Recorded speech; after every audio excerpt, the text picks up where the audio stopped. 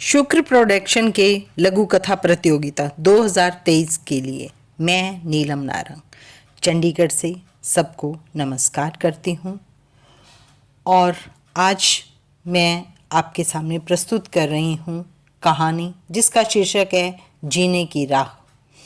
ये कहानी मेरी मौलिक है, अप्रकाशित है, अप्रसारित है और पहली बार मैं इसके लिए ऑडियो बना के आपके सामने प्रस्तुत कर रही हूँ। जीने की राह।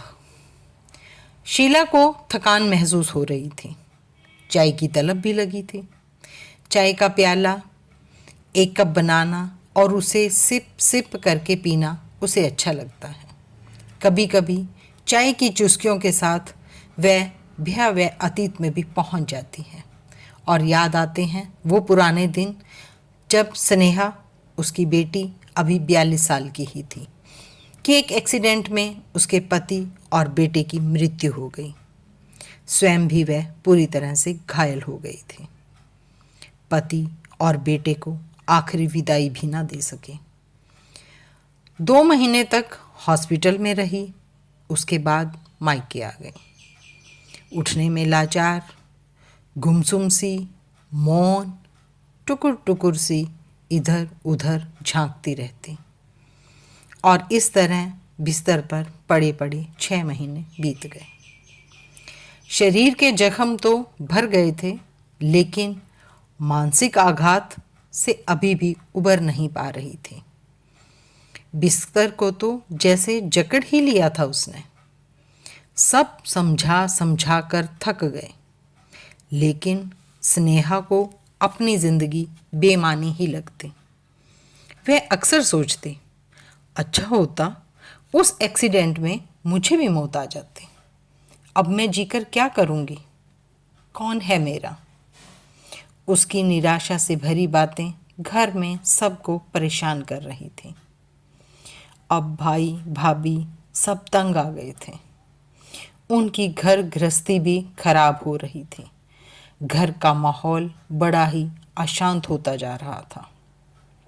शीला रोज सोचती, कैसे बेटी का सहारा बनूं, कैसे उसे इन सब बातों से बाहर निकालूं। सोचते सोचते एक दिन शीला के फैसले ने सबको चौंका दिया। वह बोली, स्नेहा अब अपने घर जाकर रहेगी। मैं उसके साथ वहाँ जाकर रहूँगी। मैं अपनी बेटी को इस हालत में नहीं देख सकती। मैं इसके लिए कोई जीने की नई राह ढूंढ कर ही रहूँगी। स्नेहा के भाई बोले, वो घर किराए पर दे दो और यहाँ ही रहो। वहाँ वो बिस्तर पर है और आप बुजुर्ग घर को संभालेंगी या स्नेहा को? इतने समय से घर बंद पड़ा है। घर खर्च कैसे चलेगा? कौन से डॉक्टर से इलाज करवाओगी? हॉस्पिटल कैसे लेकर जाओगी? वहाँ जाकर बहुत सी समस्याओं से घिर जाओगी। अच्छा हो आप ये ख्याल दिमाग से निकाल दें और हमें भी ऑफिस से वहाँ जाना मुश्किल लगेगा। हमें भी अपनी ज़िंदगी आराम से बिताने दो और आप भी अपनी ज़िंदगी यहीं उसको भी यहीं रहने दो। लेकिन माँ तो माँ है। मैं माँ हूँ बेटा। स्नेहा को अपने सामने ना तो हारते हुए देख सकती हूँ और ना यूं बिस्तर पर मौत की घड़ियों को गिनते देख सकती हूँ।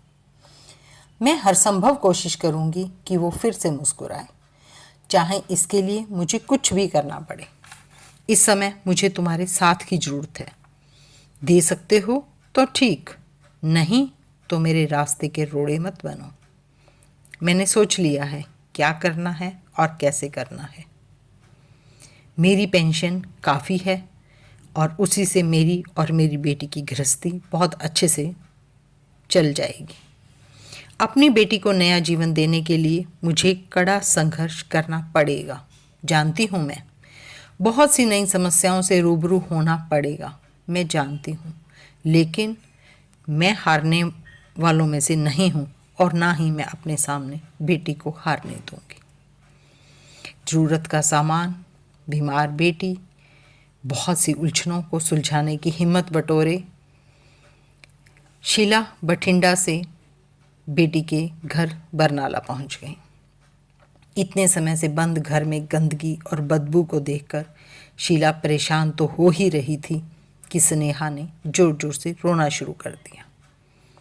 पड़ोसी इकट्ठे हो गए। एक बार को तो शीला घबरा ही गई, क्या और कैसे संभाले। लेकिन जल्दी ही संभलते हुए स्नेहा को उन सब के हवाले कर घर की साफ सफाई करवाने लगी। थोड़ा सहयोग साथ के लोगों का मिला, पड़ोस का मिला। बैठने जगह लायक बनाकर वह रसोई की ओर चली गई। धीरे धीरे लोग भी संवेदनाएं प्रकट कर जरूरत के समय साथ देने के वादे की औपचारिकता निभाकर अपने अपने घर चले गए। अपने घर आने से या शायद बहुत अधिक रुदन से शीला ने स्नेहा में कुछ परिवर्तन महसूस किया, जो उसके लिए एक शुभ संकेत था, और इसी से वह अपने अंदर की सकारात्मक ऊर्जा को और ज़्यादा शिद्दत से महसूस करने लगी। अगले दिन से ही उसने अलग अलग तरह के NGO से संपर्क करना शुरू किया, ताकि बिना समय गवाए स्नेहा को समझा सके कि दुनिया में उसके दुख से भी बड़े दुख हैं।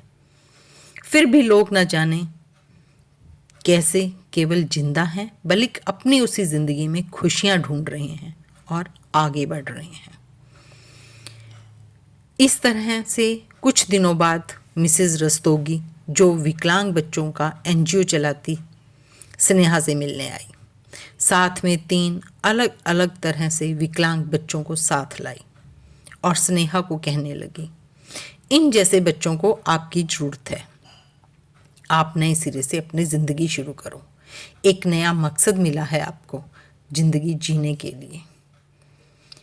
इन जैसे बच्चों के दुखों में आप अपना दुख भूल जाओगी। और सच में हुआ भी ऐसा ही। वक्त तो लगा, पर स्नेहा ने भी जीना सीख लिया और शायद समझ लिया कि किसी दूसरे के काम आने के लिए ही वह जिंदा रही। बाहर से आती डोरबेल ने शीला की तंद्रा भंग की। दरवाज़ा खोला तो हंसती हुई स्नेहा ने कहा, मुझे आने में जरा सी देर क्या हुई, तुमने गुस्से में दरवाज़ा खोलने में इतनी देर लगा दी। और शीला झेंपते हुए बस मुस्कुरा